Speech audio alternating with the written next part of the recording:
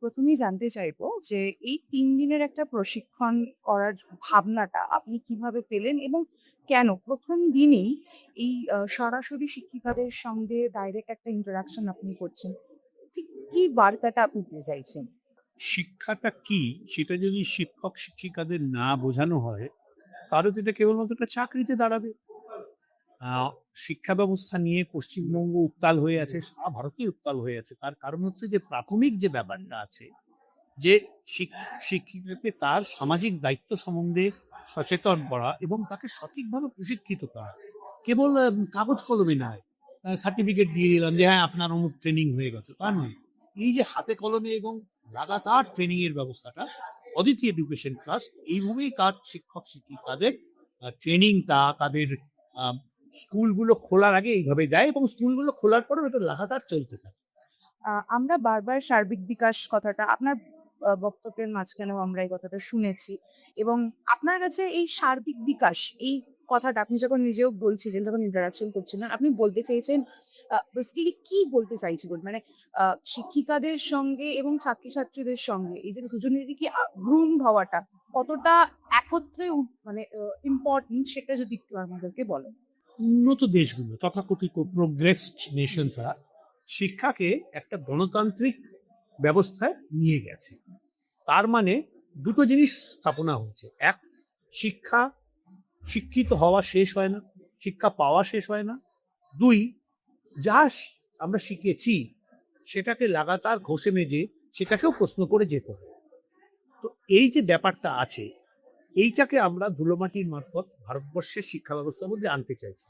মানে টিচাররা continuously student, আর স্টুডেন্টরা টিচারদের সঙ্গে ইন্টারাকশন মারফত তাদেরও যে প্রশ্ন আছে, তাদেরও যে শেখানোর জিনিস আছে, তাদেরও যে বোঝানোর জিনিস আছে, সেগুলো টিচারদের কাছে পৌঁছে নিয়ে। এটা একটা মানে দুদিক থেকে গাড়ি আছে, টু ওয়ে ট্রাফিক। এইটা হচ্ছে এইটার মানে আপনি বলতে পারেন হলমার্ক। এইভাবেই শিক্ষা ব্যবস্থাটা চলুক, এটা আমরা চাইছি। এই যে প্রশিক্ষণ পর্বটা চলবে আগামী ২ দিন ধরে, আজকে ১ নম্বর দিন হয়ে গেল। এই প্রশিক্ষণ পর্ব সফল হচ্ছে কিনা বা মানে সেটা আপনি কি করে বুঝবেন এবং স্পেশালি শিক্ষকদের মধ্যে আপনি কোন পরিবর্তনটা বা কোন পরিবর্তনগুলো দেখতে চাইবেন?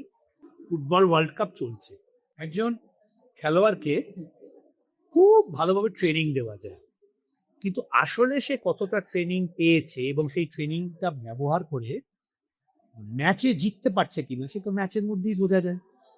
তো এই যে প্রশিক্ষণ শিবিরটা হচ্ছে, এইগুলো স্কুল খোলার আগে প্রাককালীন শিবির।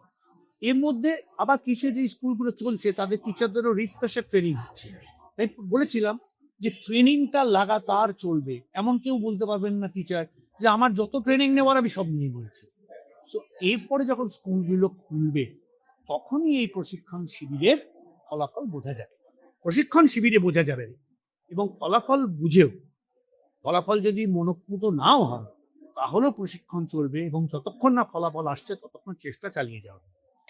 এই যে শৈশব শিক্ষা শিবির, এই ধরনের উদ্যোগ দীর্ঘদিন ধরে চালিয়ে যাওয়ার ক্ষেত্রে সবচেয়ে বড় চ্যালেঞ্জ কি হতে পারে বা কি আপনি ফেস করেছেন এটা একটু বলবেন এবং অদিতি এডুকেশন ট্রাস্টের সঙ্গে যারা যুক্ত এবং আগামী দিনে যদি কেউ যুক্ত হতে চায়, শিক্ষক থেকে শুরু করে ছাত্রছাত্রী, এই পুরো পুরো বিষয়টি নিয়ে আপনার যা মেসেজ দেওয়ার আপনি যুক্ত দেন। সবচেয়ে বড় চ্যালেঞ্জ হচ্ছে আত্মবিশ্বাসের অভাব। প্রথম আমরা যেটা করছি সেটা হচ্ছে আত্মবিশ্বাসকে ফেরত দেওয়ার ব্যবস্থা করছি। আত্মবিশ্বাস তখনই আসে মানুষ যখন ভাবতে পারে, ভেবে বলতে পারে। এই ব্যবস্থাটাই আমরা চাইছি, সেটা টিচারের মাধ্যমে গোটা গ্রামে ছড়িয়ে পড়ে।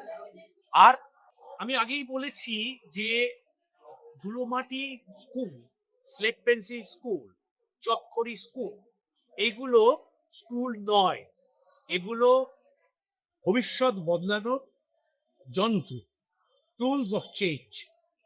এইটা যারা তৈরি করছেন, যারা এতে রোজ শান দিচ্ছেন, যারা যত্ন করে এটা রাখছেন, তারা গোটা ভারতবর্ষের ভবিষ্যৎ নির্মাণ করছে। তাদের এই বোধটা থাকতে হবে যে আমাদের হাতেই ভবিষ্যৎ। আমি না করলে, আমরা না করলে আর কে করবে জানি না, কিন্তু দেশের খুব ক্ষতি হবে। এই যে দেশাত্মবোধটা, এইটা এদের থাকতে হবে, এটাকে নেই আমি বলছি না, আমি আহ্বান করছি যে আরো বেশি দেশকে ভালোবাসার যে বোধটা আছে সেটা এরা জাগিয়ে তুলুক, যাতে এরা এই কাজটাকে অদিতি এডুকেশন ট্রাস্টের গোটা শিক্ষা ব্যবস্থা চালানোর যারা দায়িত্বে আছে তারা যাতে এইটাকে একদম শেষ যাকে হরাইজনে একদম শেষ দিগন্তে পৌঁছে দিতে পারে।